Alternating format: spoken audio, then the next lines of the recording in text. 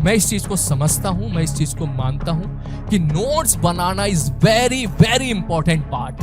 अगर आपके नोट्स नहीं बनेंगे ठीक से तो बिलीव मी, आज से जब अभी तो हम चैप्टर पढ़ेंगे इलेक्ट्रोस्टैटिक्स, जब 2 महीने के बाद तेरे अगर नोट्स बने हुए नहीं है, 2 महीने के बाद जब तू पीछे मुड़ के देखेगा इलेक्ट्रोस्टैटिक्स में, तो बिलीव मी 80% चीजें तू भूल चुका होगा।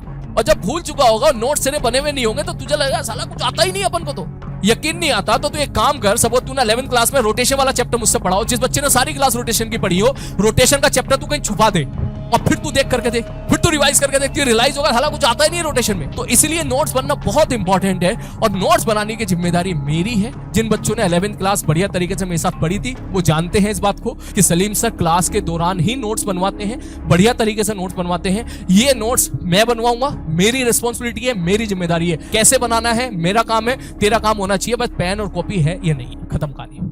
जो अपनी तरफ से चीजें तू लिख सकता है वो तू लिख। नोट्स में कब डेफिनेशन लिखनी है, कब खोपचा लिखना है, कब सलीमियंस खोपचा कंसेप्ट आएगा, कब शॉर्टकट तरीका लिखना है, कैसे ये सारी रिस्पॉन्सिबिलिटी मेरी है। कौन सी चीज लिखनी है, कौन सी नहीं लिखनी है, वो सब मेरा पार्ट है, तुझे बस ब्लाइंडली फॉलो करना है। और नोट्स में बिलीव मी, मैं वैसे ही नोट्स बनवाता हूं क्लास में जो बच्चा लिख सके। मैं ऐसा नहीं करूंगा कि भैया सामने से ना पैराग्राफ का क्वेश्चन लेके आ गया और पैराग्राफ का क्वेश्चन लेके आ गया और मैंने सवाल करा दिया, बच्चा खुश हो गया, मैं भी खुश हो गया। उस पैराग्राफ को तू कैसे लिखेगा?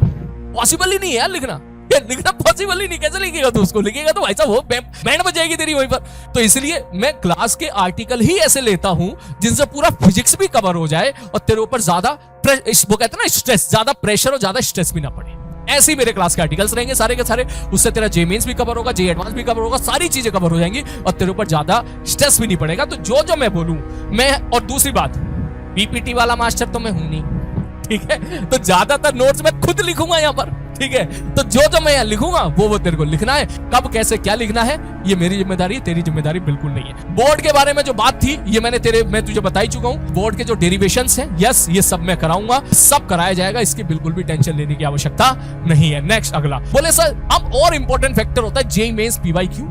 जेईई मेंस के जो आए हुए पीवाईक्यूज हैं वो मैं आपको दूंगा, ठीक है? आपसे वो क्वेश्चन मैं करवाऊंगा, ये मैं नहीं कराऊंगा, पहले ही बोल रहा हूं। मैं पहले मैं तुझे दूंगा और तेरा रिस्पांस देख के जिन क्वेश्चंस में तुझे डाउट आएगा उसको मैं यहाँ पे डिस्कस करूंगा। क्योंकि जेईई मेंस के जो आजकल पीवाईक्यूज आ रहे हैं ना, फॉर्मूला ओरिएंटेड आ रहे हैं। अगर मैं कराने जाऊंगा ना तो खुद मना कर देगा, कहता है सर रहने दो सर, ये क्या फॉर्मूला वैल्यू पुट करके सॉल्व करके आंसर निकाल। लेकिन मैं तुझे दूंगा तो उस पर पूरी नजर रखूंगा। अगर मुझे ऐसा लगेगा कि तुझे सवाल करने में दिक्कतें आ रही हैं तो फिर मैं उसको डिस्कस करूंगा, फिर मैं उसको पूरा का पूरा डिस्कस करूंगा। अब आता है JEE advance PYQ and JEE advance session. कि हर चैप्टर के आखिरी में मैं एक जेईई एडवांस सेशन लिया करता था जिसमें जेईई एडवांस लेवल के सवाल होते थे, या तो पीवाईक्यूज होते थे या सवाल होते थे। इस साल मैं इसको और लेवल अप करने वाला हूं। दिस ईयर बोले सर क्या करने वाले हो? मैं पहले ही बताया था, देख तुझे इस साल मैंने ऐसा सोचा है कि जेईई एडवांस लेवल का जो जेईई एडवांस का सेशन था उसको मैं डबल करने वाला हूं। मतलब पहले अगर मैंने 15 सवाल कराए तो इस बार 30 सवाल करा। पहले अगर एक क्लास ली तो इस साल 2 क्लास ली। इसमें मैं आपको जेईई एडवांस के जो पीवाईक्यूज हैं वो तो मैं कराऊंगा ही कराऊंगा, प्लस एक अनदर लेवल के जो सवाल हैं, अपर लेवल अच्छे लेवल के जो सवाल हैं वो भी मैं तुझे कराऊंगा। कि तू जानता ही है मेरी साइड से, हमारी साइड से कोई कभी कमी नहीं होगी, ठीक?